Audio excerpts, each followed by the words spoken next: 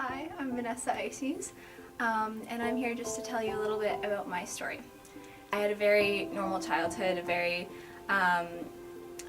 normal Christian childhood. Not much happened. It was really positive, actually. I had a great home. I have two awesome parents, a brother and a sister, and I had some really positive times throughout my childhood. In grade 9, I had a lot of really good experiences with some new people going into a new high school and meeting new friends. One of the people at my high school, he was a guy who was supposed to be in grade 12 with his brother and sister, but they were all pushed back into grade 9.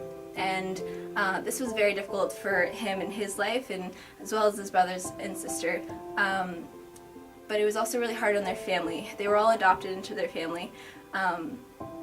And they were just really positive influences on my life. At the end of the year, his parents and him, they weren't getting along, and his parents decided that it was a good idea for him to leave the house. He was 18, and they were just really, really struggling, and he ended up being on the streets for a time. So I asked my parents if he could come live with us, and they were kind enough to say yes. So for about 4 years afterwards, he came and he lived with us, and now I consider him one of my brothers, and he's a really positive part of my life.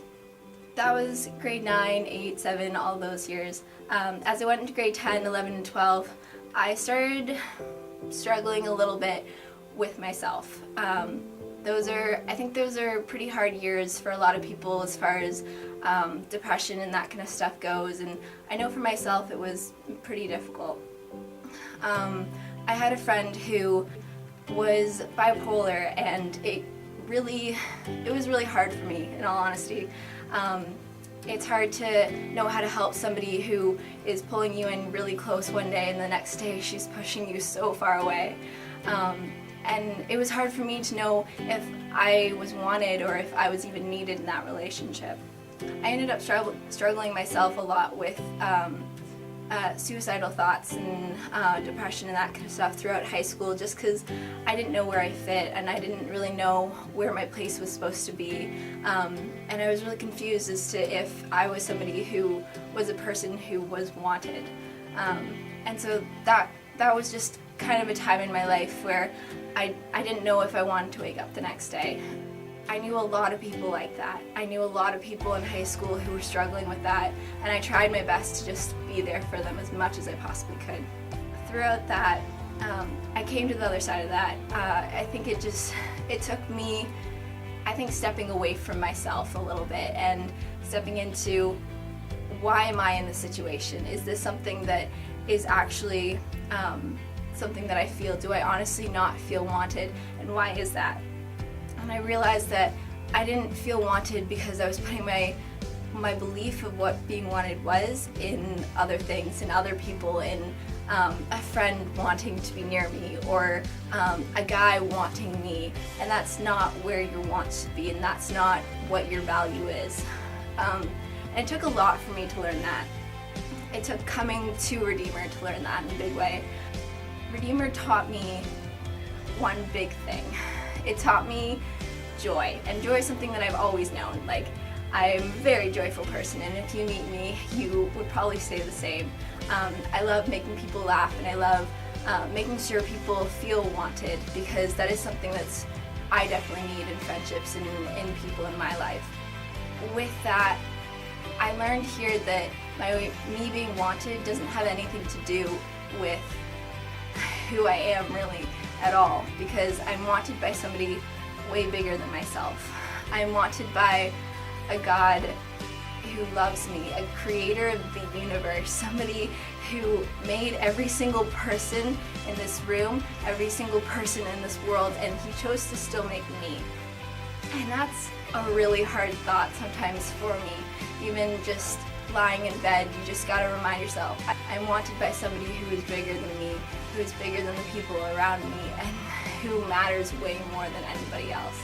But another thing I learned was how to cope with my own beliefs about myself. I believed that I had to be good at everything, and I am not good at everything. I believed that I had to get 90s in every single class, and that is not possible for me to get 90s and still have a good self-worth. I had to learn to switch my opinions around, and that's something that I'm still working on and I'm still going through. But when I didn't do that, I was just consumed with anxiety. I had so much anxiety, and it would hit me like a bullet.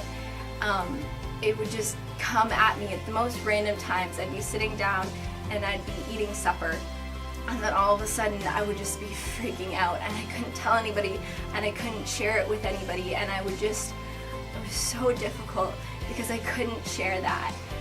And I don't know why I couldn't share that, because if I had just said the words, I am having an anxiety attack right now, maybe someone could have helped me. But I didn't let anybody help me, and I didn't let God help me because I wouldn't let him into that side of me, because that was the side of me that was the worst side.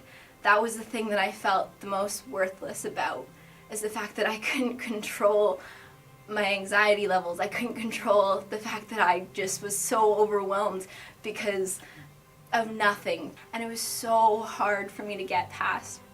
I know there are people in my dorm, I know other people in this school who go through the same things that I have gone through, who just break down over nothing, and they know it's nothing. It's not that they don't, it's that it just consumes you in that moment.